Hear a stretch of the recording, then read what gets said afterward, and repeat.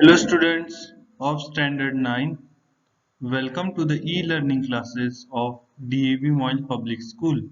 Subject Science. Topic Why do we fall ill? And our today's subtopic is disease and its causes. In the previous video, we have discussed about some basic concepts of why do we fall ill. Now, the biggest question arises that what does disease looks like? Let us now think a little more about disease. In the first place, how do we know that there is a disease? In other words, how do we know that there is something wrong with the body? There are many tissues in the body as we have seen in previous videos. These tissues makes up physical systems or organ systems that carry out body functions. Each of the organ system has specific organs as its part and it has particular functions. So the system or the digestive system has the stomach and intestine and it helps to digest food taken in from outside the body.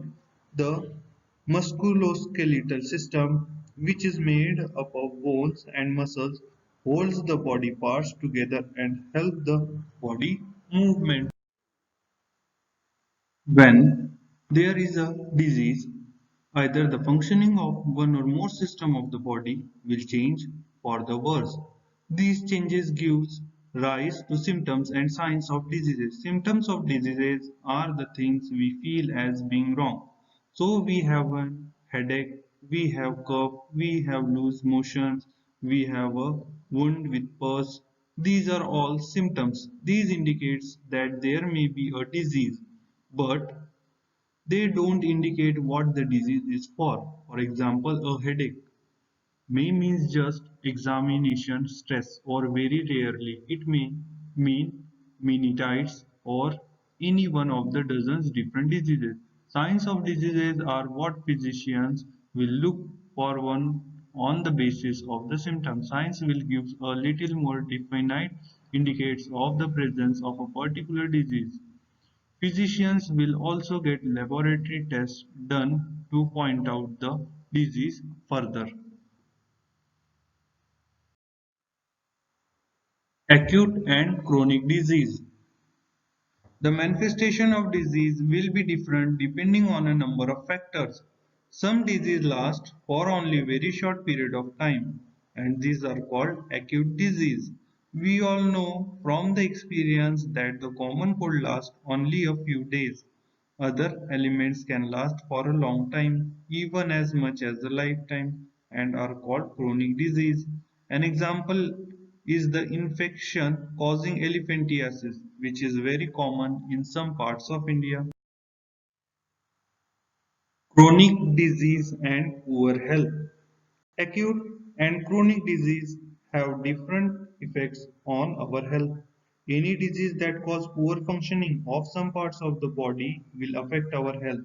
This is because all functions of the body are necessary for being healthy. But an acute disease, which is over very soon, will not have time to cause major effects on general health, while a chronic disease will do so. As an example, think about a cough and cold, which all of us have from time to time. Most of us get better and become well within a week or so, and there are no lasting effects on our health. But if we get infected with a chronic disease such as tuberculosis of the lungs, then being ill over the years does makes us lose weight and feel tired all the time. We may not go to school for a few days if we have an acute disease, but a chronic disease will make it difficult for us to follow ability to learn. In other words, we are likely have to chronic disease. Chronic disease therefore have very drastic long-term effects on people health as compared to acute disease. Causes of disease. What causes disease? When we think about causes of disease, we must remember that there are many levels of such causes. Let us look at an example. If there is a baby suffering from loose motion, we can say that the cause of the loose motion is probably an infection. But the next question is, where did the infection come from? Suppose we find that the infection came through unclean drinking water, but many babies must have had the unclean drinking water. So why is it that one baby developed loose motion when the other babies did not? One reason might be that this baby is not healthy. As a result, it might be more likely to have disease when exposed to risk, whereas healthy babies would not. Why is the baby not healthy? Perhaps because it is not well nourished and does not get enough food. So, lack of good nutrients become a second cause of the disease. Further, why is the baby not well nourished? Perhaps because it is from a household which is poor. It is also possible that the baby has some generic or genetic differences that makes it more likely to suffer from loose motions when exposed to a pathogen. Without the pathogen, the genetic difference or the poor nourishment alone would not lead to loose motions, but they do become contributory cause of the disease. Along with that, why was there no clean drinking water for the baby? Because the public services are poor where the baby family lives. So, poverty or lack of public services become third cause of the baby's disease. It will now be obvious that all disease will have immediate cause and contributory cause. Also, almost disease have many causes rather than one single cause. Infectious and non-infectious causes. We have seen it is important to keep public health and community health factor in mind.